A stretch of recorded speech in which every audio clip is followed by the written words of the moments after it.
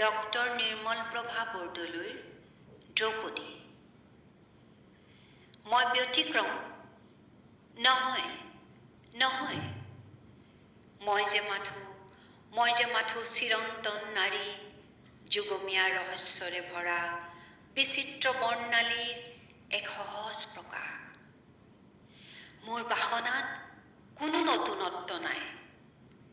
আদিতমা নাৰীৰ মনৰ ৰং আৰু সুৰভিয়ে মনৰ মজিয়াত মোৰ আলপনা আঁকে। মোৰ দুখ ক'ত?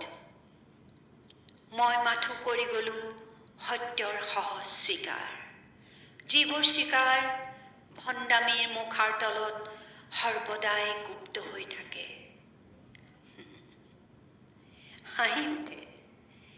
আৱৰণৰ আঁৰত আমি সকলো উলংগ। প্ৰাণৰ পাত্ৰ জানো কেতিয়াবা ভৰে? যেতিয়া নিজকে ভাবোঁ সবাতোকে ঐশ্বৰ্যমণ্ডিতা বুলি, সকলো পাইছোঁ বুলি গৰ্বিত ভংগীত স্ফীত হৈ উঠোঁ, সেইটো ক্ষণতে মনৰ কোণত অৱচেতনাই হাঁহে বিদ্ৰূপৰ হাঁহি, ধূৰ্ত এক খেলুৱৈৰ দৰে। চেতনাৰে দৃঢ় হৈ থিয় হৈ থাকোঁ মই মোৰ ভৰিৰ তলত থকা দুপতা মাটিতে। আশ্চৰ্য তথাপি মোৰ ছায়া যায় আগবাঢ়ি দুহাত প্ৰসাৰি। নহ'লেনো ধীৰ স্থিৰ মণিষাৰ ধৰ্ম যুধিষ্ঠিৰ, শাল বৃক্ষসম যেন দ্বিতীয় পাণ্ডৱ, শৌৰ্য বীৰ্য সৌন্দৰ্যৰ প্ৰতীক অৰ্জুন, সৌম্য শান্ত নম্ৰ বীৰ চতুৰ্থ আৰু পঞ্চম পাণ্ডৱৰ পাঁচখনি উজ্জ্বল আলক্ষ্য থাকোঁতেও মনৰ পটত আৰু এক ছবি আহি দোলে কিয় ঘনে ঘনে কোনোটি ক্ষণত? বিচাৰো কৰ্ণক কিয়? কিয়?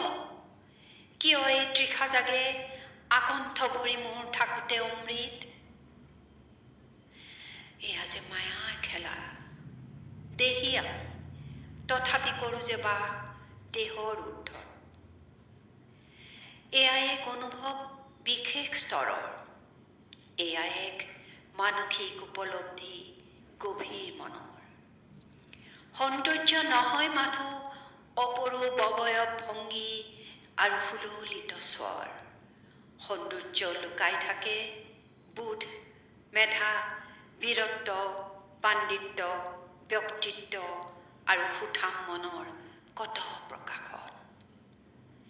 নাৰী মই, যুগে যুগে সেই সৌন্দৰ্যৰে অক্লান্ত পিয়াসী।